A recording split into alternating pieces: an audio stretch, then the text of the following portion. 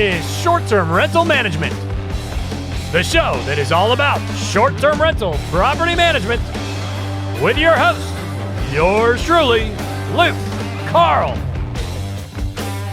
Short-term rental management. Today we are going to talk with Paul from OwnerRez, man. It is probably the most sophisticated property management software in our space.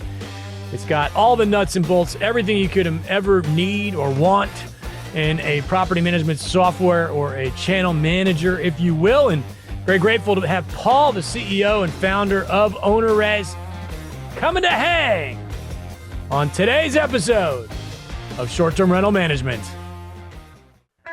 If you want to buy a short-term rental in one of the best vacation markets in America, you're looking for the Short-Term Shop.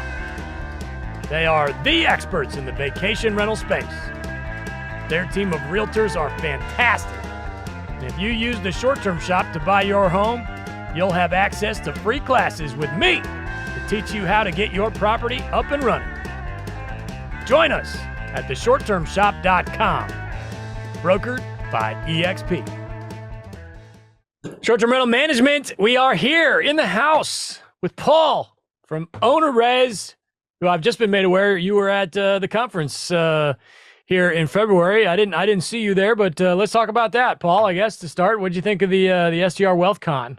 Yeah, it was crazy, wasn't it? I mean, I'm really kind of disappointed I wasn't there in previous years. We sponsored, and Bill Faith is a big supporter of ours, and I didn't realize it was that big. I didn't realize it was not just big in numbers, but big in passion and energy. And I mean, every person you talk to, whether it's a session like one of the great session you ran, or individual PMs, homeowners that are coming by the booth, I mean, they are all, they're ready to go. They got their notebooks. They've got tons of information. If they're already a user of ours or somebody else, they're ready to tell us exactly what they dislike and what they want, change. So it's a powerful event. Wait a minute. So you're saying that clients come up to you and say, please change this? Well, okay. So some of them. That's guts. Yeah, but we love it. I mean, one of the first things I ask people, and we get a lot of, hey, this is great, we love you, longtime user type thing. But one of the first things I always ask is, what do you hate? Which kind of sets them back on their heels a little bit. But what do you hate? What do you dislike? We know a couple of the big areas, but it's interesting. It's interesting to hear how people, not only what they hate, but how they articulate what they hate. Because in that, we had a lady, I mean, steam was coming out every year. So she was kind of passive aggressive almost. Like at one hand, she's like kind of rocking back and forth, waiting to meet us on the side. Oh, wow. Eventually we kind of go over there and we're like, hey, what's going on? She's like, yeah, so I'm a user and I'm a co-host and I've got a couple of owners I'm working with. And then the steam just blew and she couldn't stop anymore. And she was like, all right, so here's the problem. And she just laid into so this little area of property management, this setting, this, right down the list. But I mean, she kind of went back and forth from not wanting to say too much, but clearly she had a notebook of notes and she wanted to go through them and wanted to get them out there. So I think we probably spent about 40 minutes with her just talking, wow. Laptop out. And some of it was, things we could correct right off. Oh, it was a website thing. There was a website thing and, some setting that wasn't flipped and it kind of adjusted a whole bunch of stuff for her. But yeah, so I love it though. I mean, right? I think to a certain extent, some of that is just like the conference crowd. I don't know that your average Joe is going to have those same feelings, but these this conference type folks, and I'm not to pick on that one. That was a fantastic conference, but just conferences in general, these can maybe tend to be a little overzealous in certain areas, I suppose. Very true. Yeah. Yeah, for sure. But that's really cool that it took all that time and sat down with her and bravo, good on you. So let's step back a little bit and talk about just briefly. It's been done before, but tell us the beginnings of the company and how you got involved in the space. Yeah, so kind of the classic story of someone who had a short-term rental, a vacation rental cabin on the river type thing, and then realized that the property manager I was working with didn't like.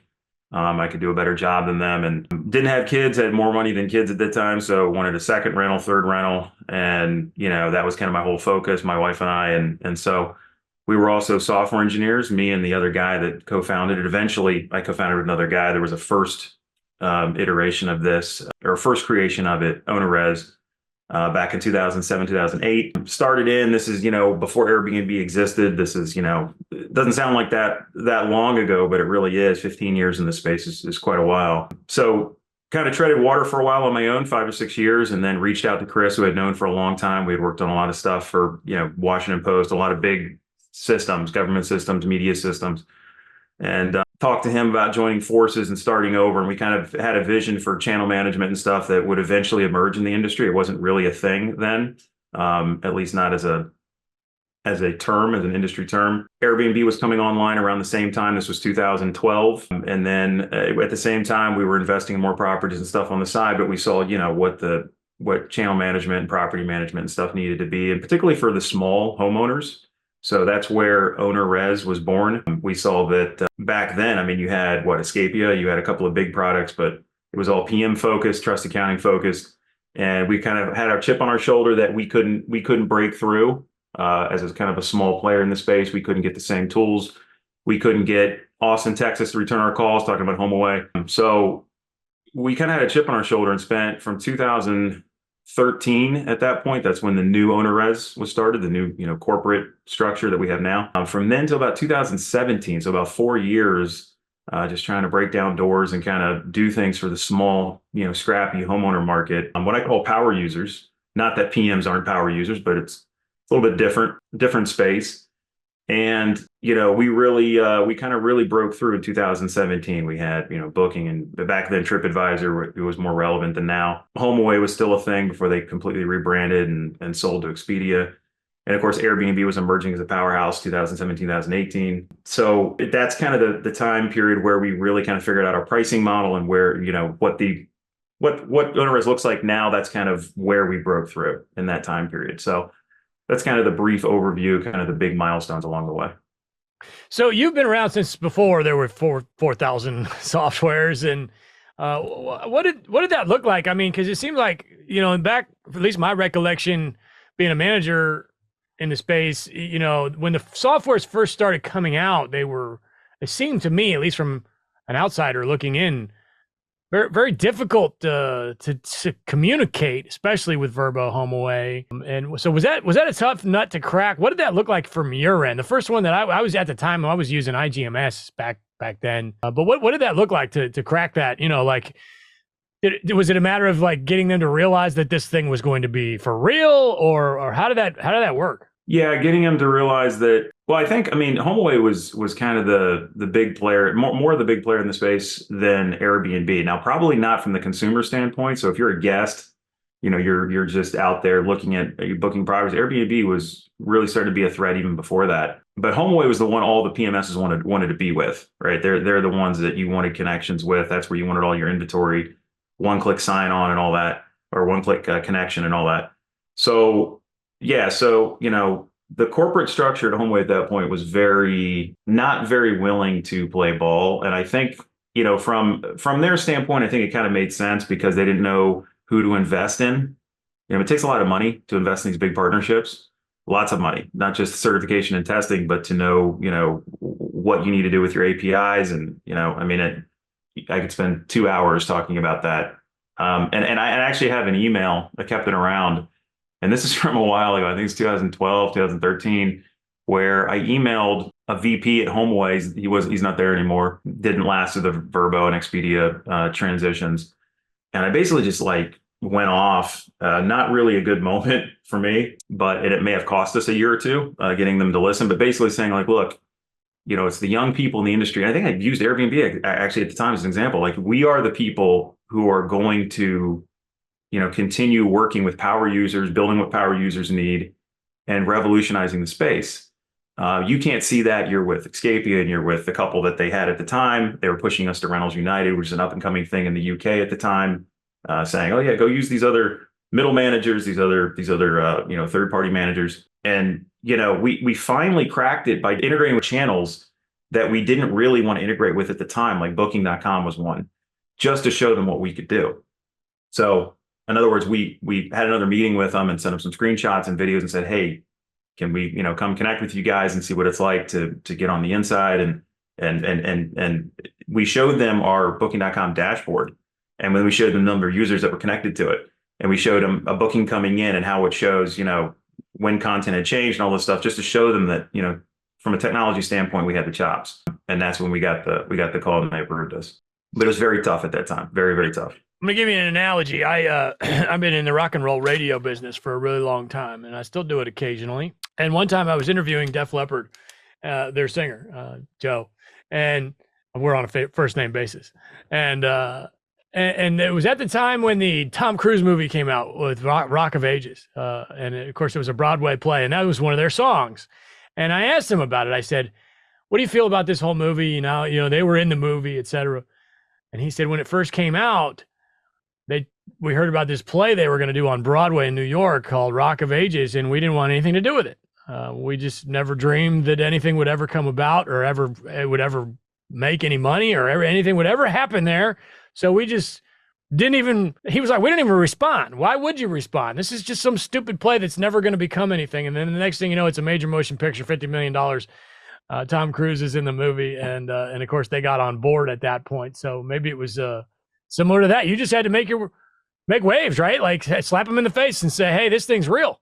Yeah. And I'm thankful it kind of changed their whole perspective because, from that point forward, we felt like not only we broken down that door, but we wanted to, the success of that wanted us to kind of keep kicking down doors. An example of this is right after, we announced, hey, we're a new partner. We got all these people in the door. Well, remember, our market is what? It's the smaller homeowners. So people who have 1, 3, 5, 8, maybe what we call the starter PM space, people who are graduating out of just managing their own, want to manage from others. Typically, they're between 5 and 12, 5 and 15. And Verbo at the time said, yeah, so your integration is solid. Everything looks good. You have to have 15 or more properties. No, that was TripAdvisor. It was 5 or more properties for Verbo. And so there's like 2,000 of our users, our customer accounts who were immediately ineligible. And so for the next year after that, we were beating on that door. Yeah, we'd go to conferences and meet up with them and say, look, the net booking value of the small homeowner space and starter PM space is significantly higher than PMs. It's not that the PMs don't care. It's that if you're managing a condo building in Myrtle Beach of 50 units or 70 units, what do you think your net booking value is going to be compared to a mom and pop who's got 2 beach houses and that's all they do all the time? They dote on it. They're putting out soap and shampoo before that was a thing. Who do you think is going to have higher net booking value? And we'd show them this and we talk about it.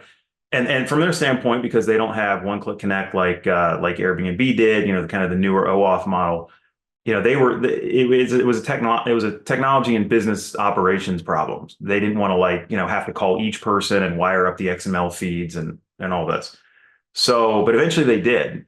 And now they tell us, every 6 months, I think it's actually every 4 months, every quarter, when we have partner meetings that show high level numbers and, the big volumes going through over and over again, it's net booking value is so good. Net booking value. I think back 5, 6 years, yeah, because perspective was changed on all this, a door was kicked out. So, I think sometimes these big companies, they just don't understand what they don't understand until, someone is persistent enough or someone cleans their clock like Airbnb and then they're forced to kind of sit up and listen. Right. Yeah. No, absolutely. That was a big game change. And you guys, correct me if I'm wrong, you started out as more of a trying to get people to do off-platform, right? Isn't that where the name came from originally? We didn't have a choice because, for the first 4 or 5 years, every bit of 5, because 2018 really was the breakthrough. We had to have something where our customers could book their properties and go somewhere. We didn't have these channel connections except for, smaller side act, TripAdvisor type websites. So we created all these toolkits for doing just that. We have the thing Bill Faith talked about on stage, our Book Now widget that you can drop in anywhere that he thought was so game changing, which I actually kind of made me chuckle because that's kind of a small thing that we haven't really changed in a lot of years. But things like that, our channel bridge tool, the direct booking, the one-click hosted website, the inquiry parsing was a big thing. So we'd go out and we would hustle for pick a market like the Disney market in Kissimmee, Windsor Hills Homes or Plantation Home, these communities that are right outside of Disney. And there's a ton of them. Mm-hmm. There's 4,000 homes in a mile of Disney that are vacation rentals. And we'd go to these HOAs and say, so you set up a website, WindsorHillVacationHomes.com, and your member, all the houses in your subdivision automatically get an email inquiry and you have this old email parsing thing. Let's work with you. We'll do all the work, but give us that information in a parsable way so that when those emails come in, we can automatically grab them and turn them into inquiries for our users so that you can automatically quote them and you can automatically book them. So we were doing that back in 2014, 15 as kind of the answer for how to get around the fact that the big OTAs, the big channels weren't directly sending us information. And then we did a bunch of stuff that kind of poked a finger in their eye too. Like, when your booking came in via iCal, we had a tool, it still exists actually, called Channel Bridge. That's a Chrome extension, and it runs in your browser, and it will download and kind of screen scrape all the information out of Vrbo or Airbnb as to what it costs, your guest counts, email address. It'll kind of grab all that and backfill our system so that you had all those details. So we were scrappy back then and doing all kinds of stuff like that. Was there a small aspect of this that you knew there was something to this space and you were just completely drawn to it, but it took a minute to figure out where your niche was? Yeah, for sure. For sure. I mean, now here in 2024, we have 8 verticals being, channel management, accounting, website, so on. For a long time, I feel like our vertical was, how do we create tools for power users so they'll keep paying us every month? I mean, for the first 5 years of business, that was our vertical. And so we'd get on long calls with users, who, hey, I have a problem with onboarding. How do I do this? Someone said, it was really good for them, but it's really complicated for me. Still get that a lot. So Chris and I would get on, hour-long phone call. We do 3 or 4 a day where we'd get on, and these conversations would go all over the place. I mean, we'd be fixing their email, doing stuff that had nothing to do with OwnerRez, nothing to do with vacation rentals, just to show them that, hey, we're the guys to call. So, yeah. Was there a Wolf of Wall Street moment there in 2018 when you finally got, breakthrough with the big OTA? Oh, yeah. Yeah. Hookers and blow. Yeah. Yeah. Yeah. There was, for sure. There was oh my God, we've arrived. I think probably the most surreal thing for me was we went from a nobody to integrated partner to an elite partner, which there's 5 elite partners in Vrbo. They have more than 100 integrated partners. There's 5 every year that they bring out to Vegas and award and that are on the elite list. There may be more than 5 now, but there was originally. We went from nobody to integrated to elite in 18 months. They measure elite based on volume and how fast your APIs are, how good your net booking volume, all that stuff. So I remember we got elite. There was a moment where I went back and dug out the email to the VP in Austin from 2000 and whatever, 11, and just kind of looked at that, and it kind of thought about my past self, the Paul who's writing this email, not sure if the business is ever going to continue, desperate, just bleeding all over the page in a way that's just sad it's sad to read. I'm clearly come on, man, banging on the fence, I'm banging on the outside of the glass door, to now it's elite. And now their team is asking us, hey, how would you prototype these new features? And how, what would you do in this situation coming to us? Yeah. Wolf of Wall Street there. Yeah. Wolf of Wall Street. Yeah. Yeah. But with that came massive competition, right? Or was it already there and were they already waiting? Or was it oh God, here goes the floodgates? Yeah, I don't know. I feel like I've been in software a long time. I feel like software, because of the nature of it's so cheap and easy to scale and anyone can do it from their basement, that every industry everywhere has massive competition and everyone's trying to build the next best thing. Because why wouldn't you? If you're smart enough to know how to do it, or you've just been trained in how to do it, and even the training has really, the barrier to entry there on training has just dropped enormously with all the tool sets and all the clouds and stuff. So I look at it there's a huge influx of competition. There's no doubt. I mean, you look at Capterra or whatever. I mean, it's gone from, half dozen of us or a dozen of us to 100. But I think that's kind of everywhere. And I don't think that's bad necessarily. I think that just raises the exposure of, you have to be on software now. I mean, believe it or not, 2024, we still run into people who are yeah, I'm still doing Excel and I'm still doing it manually. And I got my little files in my email and they still don't, it could be managing 15, 20 properties and still doing it by hand. So I think all the software and all the conferences and just the saturation, if it is saturated, I think that, to some extent, that's just made people scrutinize software more and go, okay, now who is the best of the software? So it keeps you on your feet. Yeah, I feel the same way. People say the same thing, and it's saturated, and there's too many people that are doing this now, and this, that, the other, and I'm still here just plugging away, teaching people how to do it better. I'm not worried about my competition. They can't compete with me. They just can't.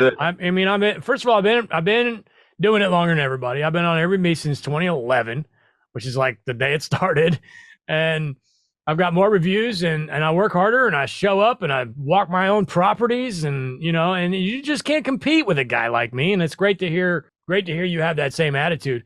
Do you think that a lot of these, it's probably already happening, some of these smaller software, the management softwares are going to get absorbed, I guess, by larger ones, or how's that going to work? Because we can't continue with this. There's something like 1,100 of these things out there. It's ridiculous. 1,100 software? That's what I heard. I heard that. It may be, if you count all the third-party apps and cleaning and price management and everything. So yeah, I mean, there's certainly been a push for acquisition. There's some players in the industry, and there's some camps that have kind of developed.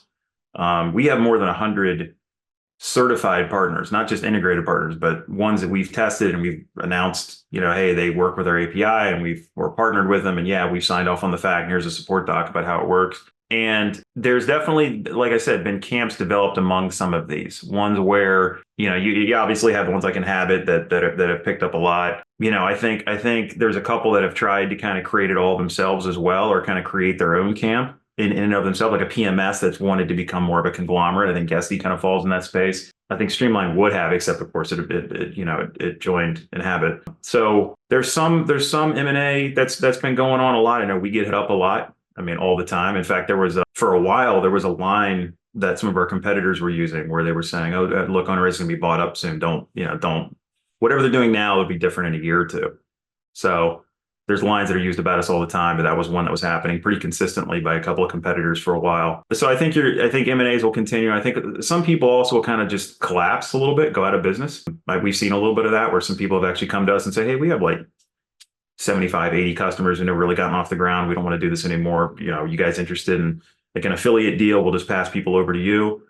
We've had some big competitors also, like the Escapias, who have kind of narrowed their focus and realized all we want are 50 and larger. So, if you've got 20 listings, we don't really want to focus on that anymore. And they've come to us and said, hey, let's set up kind of a partnership. Even though this is a direct competitor, we feel like you guys are good in the industry and we hear a lot and we see what you do. So, will you trade us, so to speak? Will you send some 100 pluses to us and we'll send you a whole bunch of 15 and 20s or 5s? So there are those conversations as well. This episode of the Short-Term Management Show is brought to you by Short-Term Rental, Long-Term Wealth. This is the book in the STR space, written by my lovely wife, Avery Carl. It has hundreds of reviews on Amazon, and it will teach you literally everything you need to know about STR. Short-Term Rental, Long-Term Wealth, the book, wherever books are sold. When you say 100 partners, what does that mean exactly? So obviously OwnerRez doesn't do everything. We don't want to do everything. I feel like we probably do too much already. So take something like revenue management or pricing, dynamic pricing. Price Labs is an example of this, Beyond, Wheelhouse. We don't do that internally. We do have good pricing tools, selecting on the calendar and pricing and discounts and seasons. But if you want a dynamic pricing engine, meaning, every night at midnight, a pricing engine calculates for all your listings what the next year should look like based on demand, based on the holidays, based on the fact there's a rock concert going on somewhere that just got scheduled. And I mean, some are that good that actually watch event calendars in different cities. Then you need to integrate or hook up one of those pricing engines to OwnerRez. And so integrated pricing or dynamic pricing is one of those partnership categories. So you can go to a Price Lab, for instance, and you can hook it up so that it connects to OwnerRez and automatically updates your rates in OwnerRez, which then powers all your downstream stuff, all your channels, direct bookings, reporting, all that stuff. So there have been, we're right around 100. I think we're past 100 where they've reached out, integrated with our APIs. Some cases we've done the same in reverse. We've reached out and said, hey, you're a great partner. We'd like to communicate with your system, and done that. There's been a handshake there, technical handshake. And then we've, kind of made a joint announcement, and and told the world. They told their users. We've told our users that, hey, we now work with each other. One thing that you guys do that, to my knowledge, nobody else does is rental agreement signatures. Can you briefly describe to me how that process works within your dashboard without showing any pictures or anything? Yeah. And also, why the hell is anybody else doing that? To me, that's the most valuable thing out there. It saves me a big pain in the ass. So go ahead on the rental agreement thing.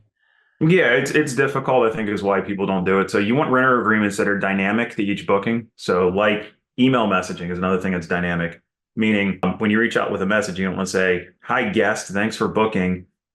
We got it," or some generic, copy and paste. You want to say, "Hi Susie, thanks for booking on Airbnb. You'll be coming out on these dates. Here's some information you're needing," and get highly, highly personalized. Renter agreements really need to be too. I mean, the renter agreement needs to be your property name, your guest name. It's legal. It's a legal structure. The dates you're going to be staying, what you're agreeing to, what you don't agree to. The channels have their terms and conditions, the so-called disclosures on the checkout screen when you're. I hate the term checkout because it's ambiguous in our industry, right? But the shopping cart screen, when you're going through and you're selecting your booking, they have the, yes, I agree to terms of service, I agree to house rules. But that's not really a very good renter agreement. It's not legal in nature. It doesn't have a signature on it. It's not something that's more purposeful to like a waiver or something that recognizes that I'm agreeing to certain rules. And then you have the whole direct booking side where you have to craft that as well. So whether it's a guest is coming through a channel or they're booking directly or you sent them a quote, there needs to be a way as part of that process that you show them kind of this DocuSign type structure. And so a long time ago, and it's kind of funny because people talk about this as well, and this is an area that we're overhauling right now. We haven't touched it in a long time. We created this dynamic agreement structure where you can put field codes in there to personalize it and say, what the states of stay are and the guest name and all of that. And then you can add electronic signature to it as well. That's part of the direct booking flow or the quote acceptance flow. So if you send someone a quote or you're using our direct website or WordPress site, that booking process will walk you right through taking payment and, oh, here's your renter agreement screen. You agree, you move on to confirmation. So it's right in that flow. But then there's a process also where if you're coming through a channel like Vrbo, you can reach out with a link automatically and say, hey, thanks for booking on Vrbo. We need to finish a couple of things. I need your point of contact information, members of your group, and here's that same renter agreement to sign. Yeah, brilliant. Love it. To me, that's a big reason to go with you guys. And also you have, to some capacity, third-party insurance and screening processes involved that, to my knowledge, again, nobody else has. So can you walk me through that just briefly? Yeah, so we talked about partners a second ago. So, there's different partners in the space that sell insurance. There's Safely and Proper and Rental Guardian. And so we have partnerships with a bunch of them. But we wanted to create a kind of one-click turn-on way where this is just included. I talked about that quote acceptance process or booking process flow a second ago with the renter agreement. Well, the same thing is true of things like travel insurance. But if you go book a flight or you go book a cruise ship, it's ubiquitous now. You come to that part of the process where it says, hey, insure your trip. Accidents happen. Do you want to be covered? So some of it's bullshit. Some of it's pretty good. Some of it's pretty important. I mean, if your trip, your bags are lost as a medical emergency, a few bucks could help in that situation. So we look for a good package, and we're using the Rental Guardian package. So, and it's in our support docs and stuff. You can see all the terms and what's offered, but we built that into the system so that, again, with the renter agreement, with the rest of it, there's a flow that kind of walks you through that and walks your guests through, hey, I'm accepting the risk, or I'm going to add these levels of insurance. And what it does is it makes the cancellation conversation also easier, because if you've pushed that, then when it's time to cancel, and they have cancel for any reason, or they have travel insurance, trip interruption insurance, it makes that conversation easier if it's last minute and they're not gonna get a refund from you. And Rental Guardian handles all that stuff as me as the property manager. I don't have to deal with anything. I just say go deal with them. Yeah, for the travel insurance side, yeah, that's been a great partnership over the years. Brady and that team are just they're good people. They care a lot about the guests and the experience, and they don't nickel and dime, and they don't worry about little things. And if it's travel insurance, that's purchased directly between the guest and rental guardian. So it's handled directly by rental guardian. If there's a claim to be made, there's a claim form and claim process that they do with rental guardian. There's a damage protection side that's different. That's coverage for the PM or homeowner on the property. And that one's pretty good too. We crafted one with their team that doesn't involve the guest at all. So there's no, the Airbnb and Vrbo policies that are out there, I gotta be careful what I say here, but they're not ideal. There's a lot that's left to be desired. So one of the problems is, if you say on Airbnb, hey, I need a resolution payout here. I'm asking for money because they broke a window. Someone threw somebody else through a window. They're going to come back to the guest. Hey, do you have pictures? Do you agree that this happened? And there's this whole back and forth process. The damage protection package that we put together doesn't involve that. They never contact the guest at all. It's between you and the insurance carrier. And who pays for that? I pay for that as a host. The guest doesn't know anything about it. Guest doesn't know anything about it. So it's called a spread risk model. So all properties and bookings are covered equally, but for a low cost. So the way classically that you've seen it done on Vrbo and Airbnb, it's free, but on Vrbo, there's kind of a selection process, which is the guest is presented at the time of booking with, do you want to buy damage protection? Accidents happen, do this instead of having to pay a security deposit. And there's problems with that, right? When you present the guest with the option, it tends to be a self-selecting process where the frat guys know, yeah, maybe I should add that onto my booking, where the careful family does not. And so your risk tends to follow, accordingly. So a spread risk model, it's also more expensive, a lot more expensive. It's like $7,500 per booking. The spread risk model it applies to all bookings and all guests evenly. So there's no picking and choosing. Guests are not selecting it, but it's a lot cheaper. It's $20, $25 per booking. Okay, cool. Interesting. Where are we going with this? Where the whole industry completely changed in 3 years, and now it seems to be, I don't know, dust's maybe settling here. I've got a lot of thoughts on where I think we're headed, but in your opinion, are you still a host? I guess let me ask you that. Do you still have properties? I do, yeah. My wife took over that company from years ago, and her team manage it. But yeah. Okay, great. So where do you see this thing going for 24 and 25 as far as all these? I mean, people just came out of the woodwork. We really got lucky, honestly, in this business in a lot of ways. But where do you see that going? I think there's going to be a market correction. I think there's definitely saturation in certain markets. It depends. There's other markets that are still emerging. There's some local markets out there that didn't even realize, it's a little country town on a river or mountain somewhere, and no one kind of realized that this was a thing. And now they're starting to emerge. The big Gatlinburgs and Kissimmees are I think, are going to correct. We're seeing that already. There are places where people were throwing up, purpose-built vacation rental cabins or beach houses and put a lot of money in. And then you started having an arms race to the bottom in terms of pricing. And so now they're some of those areas are fighting over the same demand, maybe even more demand, but there's more supply. And so you're seeing, some of those people start to their occupancy rates going down, or at least it rebound a little bit from the 2021 era.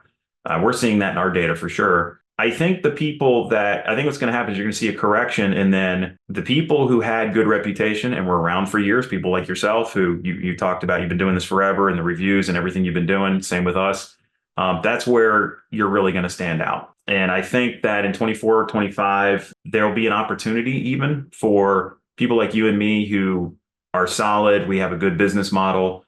We've worked a lot on our reputation over the years, a lot of our processes. As some of the pressure is relieved from the balloon, and some of those other cabins, houses start to drop off or start to look to, hey, I need to sell now. I maybe did this wrong. But I think there's an opportunity there to pick up good properties cheaper than what they may have been. I agree.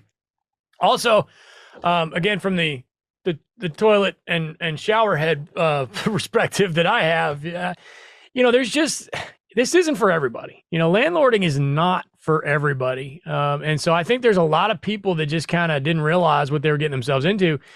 And there's nothing wrong with that, except for when the real estate market comes to a complete standstill like it is right now. And now it's like, well, crap, I can't it's if I want to get out, I got to lose a little money. I'm actually dealing with that right now on an apartment building that I may have overpaid a little bit, and now I gotta either eat it every month or sell it at a little bit of a loss because the interest rates are 3 times what they were. Anyway, I agree with you for the most part on all that, but I do think a lot of it has to do with. I mean, I read a statistic one time: 50% of all real estate is sold in the first year.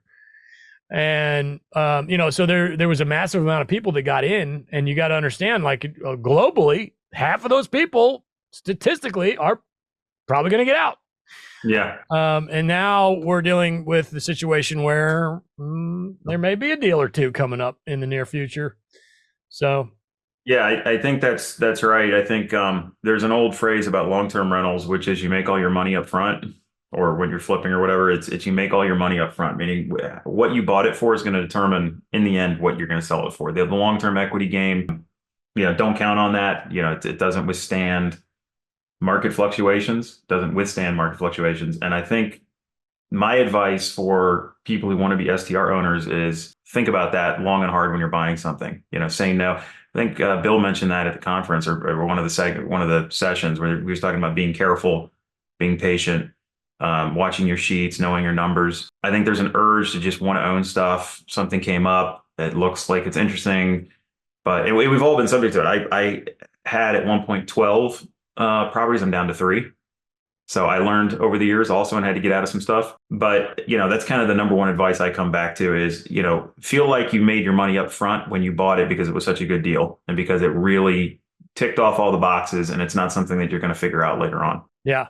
Yep. I love it, man. Anything else you want to tell us about maybe the future of OwnerRez? Any changes coming up? Do we even need any changes? It seems like you guys have already thought of everything, but we actually want to change a lot of stuff. We have over 300 items on our roadmap, and we're not going to do 300 items, but we have key focus areas that we're working on, and key focus areas are really around messaging and accounting and cleaning up and driving those forward. We have some of the most powerful trigger messaging capability of anyone in the industry, but there are people who layer software on top of ours because they go, well, this software is just easy and yours isn't. And they're right. And so we're hard at work at a bunch of messaging cleanup things, inbox related trigger things. So a lot coming out there. I was actually just looking at a change log. We have a change log every week, and it's got probably 15, 20 items on it every single week. I mean, half of those are bug fixes and small tweaks, but it's just our team really loves what we do. I think that's, until that ends, until someone, kind of pinpricks the balloon, that kind of internal happiness and enjoyment about what we do here, I think is just going to keep us, building and changing and fixing stuff long into the future. So a lot of stuff going on. I don't want to make it sound like you're selling yourself to me here, but just let's say I've never heard of any of this in my first time hearing anything about basically, I randomly stumbled on a YouTube or something. What makes your software management software, give me like without it sounding like a pitch, I guess. Yeah. I've been thinking about that a lot over the years, and I, it used to be the tit for tat feature comparison. Well, we have this and they don't. But the problem is, a lot of people have everything now, or have enough of everything where they have messaging or websites or channels or whatever. Or some people just, their marketing says they do, but they really don't, and that kind of thing. And I've thought about, like, what's the difference? Why OwnerRez? And what I've come to in the last 6 months, maybe longer, 9 months now, is we talk about how we're the foundation, right? We are very foundational in your stack of tools. You might have channels, you might not use our website, you might use a different one, but you need a foundation that's really, really solid and really good. And I liken us to why Google beat Yahoo 25 years ago in the search engine war. You remember 2000, 2001, 99 even, where Yahoo was everything and Google was like this search bar. And even on Yahoo's site, it was, search powered by Google. And then everyone was like, oh, what's Google? And they went over there, nothing but a white page and a bar. And and Yahoo kept rebranding, then they went and did their own, then they went back to Google in terms of search technology. And the reason everybody kept going to Google with the man on the street interviews and in articles was that Google just worked. It worked really well. The results you got were just better. They were more relevant. Everything was clean. Everything was fast, really, really fast. There wasn't a bunch of crud on the page, a bunch of other things they were doing. And over again, when people leave OwnerRez and they come back, or they compare us to other systems. They're out there telling their friend, hey, yeah, you should be on it. Yeah, I'll help you get started and you'll get a jumpstart call or whatever. But let's just push past that. The thing that they talk about is it just works. It's fast. It's up all the time. There's no spinning when you hit a menu. If there is spinning on a menu, we're going to notice it because we do a lot of internal logging, and it'll be fast, very soon. And the next day or so, we'll notice it. We'll make an adjustment. And I think that's really the fundamental difference, that you can rely on our speed and our love of the engineering and our tracking of, all the stuff going on across our 8 verticals, and know that, no one of the things that we do, no one is really doing them better. Beautiful. Bravo. In the world of web crawler is the one I used back in the day. Yeah. Yeah. Paul, every now and then you might hear somebody say that OwnerRez is, difficult, or, it's for me, I would just say it's, very well engineered and has all the options you're looking for. But we do hear it difficult every now and then. And it sounds like you guys have found a solution for that. Yeah, so we've heard that for a long time, and there's things that we've, wanted to rebuild. But we realized last year that, instead of just pushing people to, hey, pay for setup or work with this person, we need to embrace the phone a lot more and just kind of push past, working behind email and casework. And so we created a new Jumpstart program. It's part of our onboarding team. And the Jumpstart program, there are 6 or 7 people full-time who do this all week long, who work at OwnerRez. And they are free Jumpstart calls for anyone coming in the door. And don't be shy asking about them. We actually reach out now in our welcome call and try and get people scheduled for the Jumpstart call. So we're very aggressive about pushing it. But the Jumpstart calls, an hour, most of them go past an hour, 75 minutes, some even an hour and a half. And they are one-on-one. They're totally free. It's a screen share where you're working with an OwnerRez person side by side. And we meet you where you're at in the process. So if you are setting up your account, we walk through that as far as we can go in the hour and a half. If you've already had the initiative to get in and do a bunch, then we'll take you from that point forward. There are some people who are hooking up channels at that point and putting out messaging content because they've already done a lot of work themselves. So the Jumpstart just drives them that much further. And then if you need another Jumpstart call, we're not stingy with them. So it's been great, but it's a fairly new thing. So a lot of people haven't heard about it. Okay, that's great. Wonderful. Because there are a lot, there's Facebook groups and all these people that you can call to pay and do this. And it sounds like maybe which some of them have a very good reputation. I'm not saying you shouldn't do that, but it sounds like maybe you just kind of decided to bring that in-house. Yeah, we did. We have an engagement team too that does a lot of calling. They do probably 150 calls a week, but those are more like 15, 20-minute like support work. It could be a veteran user calling after a couple of years and how do I do this? And that's a scheduled thing. So we really wanted to embrace the front end of the Jumpstart and onboarding, because it's just, if there's any one, I actually turn at conferences or after conferences, ask our team that's traveling to the conference, what's the number one most similar thing you heard from everyone coming up to the booth, other than it's difficult?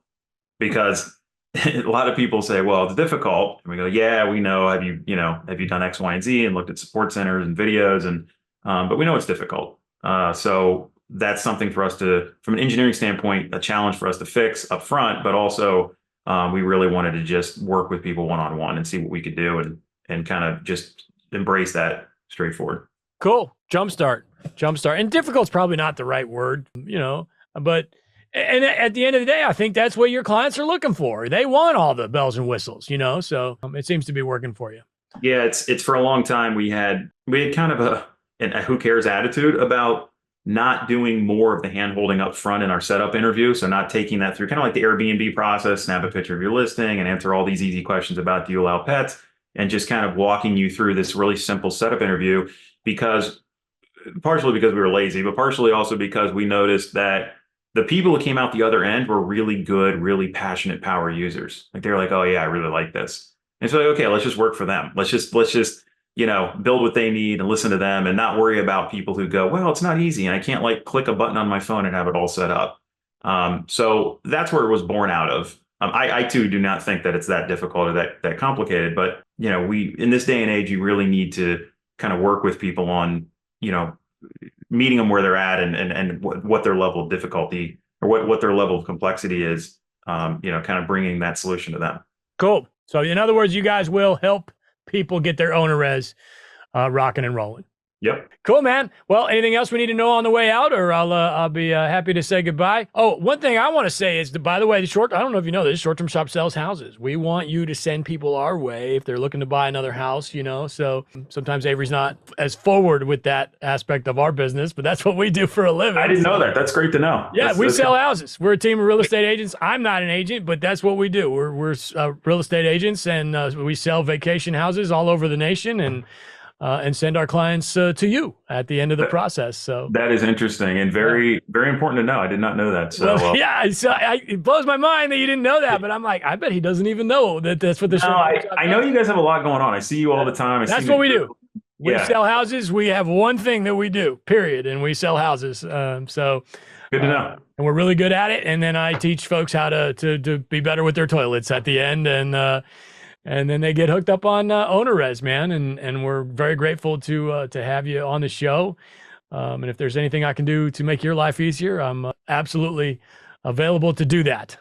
No, I appreciate it. Thanks for letting me on. And let's chat again soon. I know we're going to run across each other at 100 different conferences. So absolutely. All right, man. Well, I appreciate your time. Thank you so much. Paul from OwnerRez, short-term rental management. We love you. Thanks. Appreciate it.